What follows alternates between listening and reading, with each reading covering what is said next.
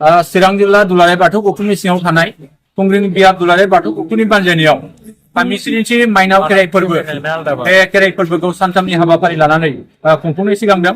दिनैहाय गिबि सानाव जोंहा जोंनि थामहिनबा माइनाव खेराइ फोरबो बेखौ दसे समनि उनावहाय जोंहा खुंनो सिगांदों।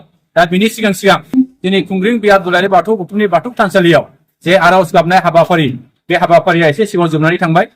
आङो दिनैनि नैबे हाबाफारिजों बेखौनो फंनैसो बाथ्रा रायजो राजाफोरनो मिथिहोनो लुबैदों जे जोंहा खुंग्रिया दिनैसिमाव 108 बोसोर जाबाय। दिनै फैयै फैयै जोंनि खुंग्रिं बियाब दुलाराय बाथौ गौथुमनि बानजायनायाव थामहिनबा माइनाव खेराइ फोरबो बे खेराइ फोरबोखौ जोङो खुंबाय थानाय जादों।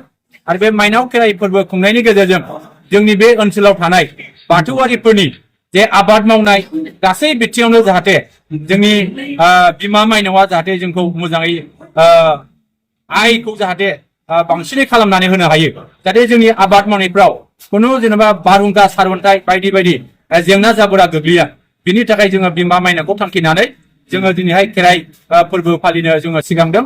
आरो बेबायदिनो जोंनि खुंग्रिं ओनसोलनि बा जोंनि सारा बुहुमनि बर'फ्रा जाहाथे दिनैनि बे सानाव बयबो जाहाथे बिदा फंबाय जोंहा गोरोबलायनानै जोङो संसार जानो हायो, खौसेथियै जों दावगालांनो हायो, बेखिनिखौ जोङो मिजिं खालामदों।